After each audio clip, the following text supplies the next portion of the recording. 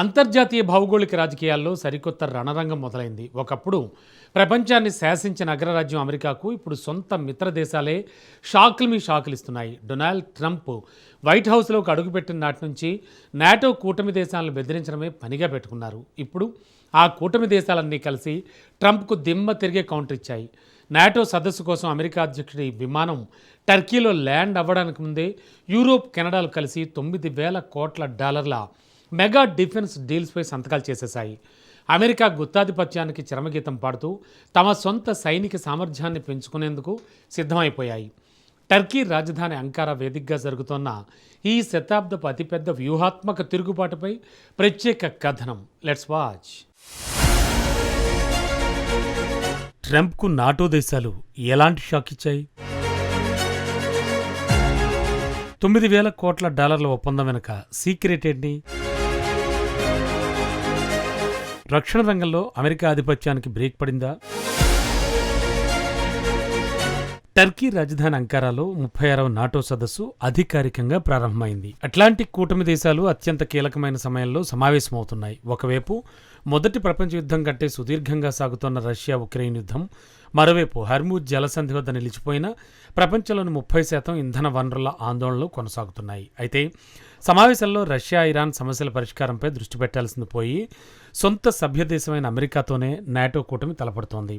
America అధ్యక్షుడు Donald Trump డిమాండ్లతో NATO సభ్య దేశాలు విసిగిపోయాయి. మొదట కూటమిలోని మొత్తం 32 దేశాలు తమ రక్షణ బడ్జెట్ను జీడీపీలో 5% పెంచాలని అమెరికా అధ్యక్షుడు డిమాండ్ చేశారు. ఆ తర్వాత ఇరాన్ యుద్ధ సమయంలో తమకు విధేయంగా ఉండాలన్నారు. ఇరాన్పై దాడి చేయడానికి స్పెయిన్ వంటి సభ్యదేశం ఎయిర్ బేస్లను వాడుకునేందుకు అనుమతి ఇవ్వాలని ట్రంప్ పట్టుబట్టాడు. డెన్మార్క్ చెందిన గ్రీన్లాండ్ ఆక్రమించుకుంటామని బెదిరించాడు. అయితే ట్రంప్ ఆదేశాలకు నాటో దేశాలు తాలొగ్గలేదు. బదులుగా సొంత వ్యూహంతో నాటో సభ్య దేశాలు ముందుకెళ్తున్నాయి. ఇందులో భాగంగానే కెనడా తొలడుగు వేసింది. ఆ దేశ ప్రధాని మార్క్ కార్నీ జలాంతర్గాముల తయారీకి జర్మనీని ఎంచుకున్నాడు. 12 యుద్ధ నౌకల కోసం ఒటావా $3,000 కోట్ల కేటాయించింది. ఇది కెనడా రక్షణ చరిత్రలోనే అతి పెద్ద ఒప్పందంగా నిలుస్తోంది. కెనడా రక్షణతో పాటు మన మిత్ర దేశాలకు మద్దతుగా నిలిచే నిబద్ధతను పాటిస్తున్నట్లుగా దేశ ప్రధాని మార్క్ కార్నీ తెలిపాడు. అందులో భాగంగా కెనడాకు అవసరమైన పెట్రోల్ సబ్మెరైన్ ప్రాజెక్టు కోసం జర్మనీకి చెందిన టీకేఎంఎస్ను ఎంచుకున్నామని ప్రకటించడానికి నేను సంతోషిస్తున్నానని కార్నీ పేర్కొన్నాడు. 2034 నుంచి కెనడాకు టైప్ 212 జలాంతర్గాములు అందుబాటులోకి రానున్నాయి. డీజిల్ ఇంజిన్, లిథియం బ్యాటరీలతో పనిచేసే ఈ హైబ్రిడ్ జలాంతర్గాములు నీటి లోపల ఒకేసారి వరుసగా 41 రోజుల పాటు కార్యకలాపాలు నిర్వహించగలవు. డొనాల్డ్ ట్రంప్ మళ్లీ వైట్ హౌస్లోకి అడుగుపెట్టినప్పటి నుంచి అమెరికాకు అత్యంత సన్నిహిత మిత్ర దేశాలను తీవ్ర ఇబ్బందులకు గురిచేస్తున్నాడు. మొదట యూరోప్ వైన్, అలాగే కార్లపై కూడా భారీగా సుంకాలు విధించడంతో ట్రంప్ నుంచి ఇబ్బందులు మొదలయ్యాయి. మరోవైపు ఈ జలాంతర్గామ ఒప్పందం కెనడా, జర్మనీ దేశాల మధ్య ద్వైపాక్షిక సంబంధాలతో పాటు యూరోప్తో మరింత సన్నిహితంగా మారుతుందని జర్మనీ తెలిపింది. నాటో సదస్సు ప్రారంభానికి ముందు డీల్ కుదిరిందని బెర్లిన్ తెలిపింది. అట్లాంటిక్ అవతలి దేశాలు, యూరోప్ దేశాల మధ్య సహకారానికి సబ్మెరైన్ డీల్ బలమైన సంకేతమని బెర్లిన్ స్పష్టం చేసింది. ఇక రాబోయే దశాబ్దాల పాటు ఉత్తర అట్లాంటిక్ ప్రాంతంలో కెనడా, జర్మనీ, నార్వే దేశాలను భాగస్వాములుగా బంధించే ఒక వ్యూహాత్మక చొరవ ఇది. 36వ సదస్సు ప్రారంభమైన తరుణంలో నాటో కొన్ని కీలక రక్షణ ఒప్పందాలను ప్రకటించింది.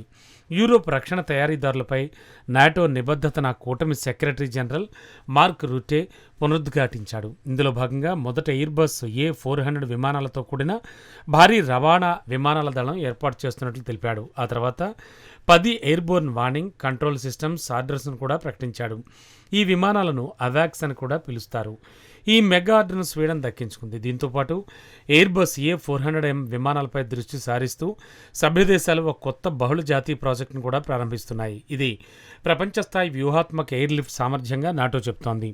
A330 MRT, A400 విమానాలు నాటో కూటమికి అత్యంత సామర్థ్యం గల 2 బహుళ జాతీయ వైమానిక దళాలను అందిస్తాయి. దశాబ్దాలుగా నాటో కూటమికి ఆకాశంలో కళ్లుగా వ్యవహరిస్తోన్న E3 అవాక్స్ విమానాల దళంపైనే ఈ కూటమి ఆధారపడుతూ వస్తోంది. ఉత్తర నార్వే నుంచి టర్కీ వరకు వీటిని నాటో మోహరించినట్లు రూటే తెలిపాడు. E3 అవాక్స్ ఎంతో అద్భుతంగా సేవలందిస్తున్నట్లు నాటో చీఫ్ చెప్పుకొచ్చాడు. E3 అవాక్స్ విమానాల జీవితకాలం ముగింపు దశకు చేరుకున్న విషయాన్ని రూటే గుర్తు చేశాడు. అందుకే వాటి స్థానంలో గరిష్టంగా 10 శాబ్ గ్లోబల్ ఐ విమానాలను కొనుగోలు చేయనున్నట్లు నాటో చీఫ్ వివరించాడు. అయితే ఎయిర్బస్ A400 ప్రత్యేకతలు ఏంటి అసలు? ఎస్. ఎయిర్‌బస్ ఏ400 వ్యూహాత్మక రవాణా విమానం. ఇది 4 శక్తివంతమైన ప్రొపెల్లర్ ఇంజిన్‌తో నడుస్తుంది. ట్యాంకులు, హెలికాప్టర్లు, సైనిక బలగాలతో సహా దాదాపు 37 టన్నుల బరువున్న రక్షణ సామాగ్రిని ఇది మోసుకెళ్లగలదు. ఎటువంటి లోడ్ లేనప్పుడు పూర్తి ఇంధన ట్యాంక్‌తో ఈ విమానం 8,000 కిలోమీటర్ల కంటే ఎక్కువ దూరం ప్రయాణించగలదు. అత్యధిక బరువుతో ఉన్నప్పటికీ రీఫ్యూలింగ్ అవసరం లేకుండా ఏకధాటిగా 3,000 కిలోమీటర్ల కంటే ఎక్కువ దూరం ప్రయాణించగల సామర్థ్యం ఎయిర్‌బస్ ఏ400కు ఉంటుంది. యూరోప్ ఇప్పటికే ఇలాంటి 130 విమానాలను నడుపుతోంది. ఇప్పుడు మరిన్ని అవాక్స్ విమానాలు కొనుగోలు చేస్తోంది. అయితే యూరోపియన్ నాటో సభ్య దేశాలు కోరుకుంటున్న ఏకైక వ్యూహాత్మక విమానం ఇది మాత్రమే కాదు. 10 గ్లోబల్ ఐ విమానాల కోసం కూడా ఆర్డర్స్ వచ్చాయి.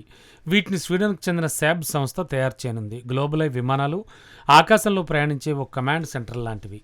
కెనడాకు చెందిన బొంబార్డియర్ జెట్ ఆధారంగా వీటిని రూపొందించారు. ఇది వరుసగా 11 గంటల పాటు నాన్ స్టాప్గా ఎగరగలదు. ఈ విమానం పైభాగంలో యాక్టివ్ ఎలక్ట్రానికల్లీ స్కాన్డ్ అరే రాడార్ను అమర్చారు. ఈ రాడార్ 600 కిలోమీటర్ల పరిధిలోని పలు లక్ష్యాలను ఒకేసారి ట్రాక్ చేయగలదు. అంతేకాదు నిఘా సమాచారాన్ని సేకరించడానికి వీలుగా గ్లోబల్ ఐ విమానాల్లో అత్యాధునిక కెమెరాలు, సెన్సార్లను కూడా అమర్చారు. ఇక్కడ అసలు విషయం ఏంటంటే దాదాపు 3 దశాబ్దాలుగా అమెరికా తయారీ బోయింగ్ ఈ3 అవాక్స్ విమానాలపైనే యూరోప్ దేశాలు ఆధారపడుతూ వచ్చాయి. కానీ ట్రంప్ పెడుతోన్న ఇబ్బందులు, బెదిరింపులు నాటో మిత్ర దేశాలతో అమెరికాకున్న సంబంధాలపై నీలి నీడలు కమ్మేలా చేశాయి. నాటో సదస్సుకు ట్రంప్ ఇంకా చేరుకోకముందే కెనడా, యూరోప్ సభ్య దేశాలు కలిసి $9,000 కోట్ల పైగా విలువైన పలు రక్షణ ఒప్పందాలను ప్రకటించాయి. ఇది చూస్తుంటే ఈ వేడుకకు ఒకరికి అసలు ఆహ్వానమే లేనట్టుగా కనిపిస్తోంది.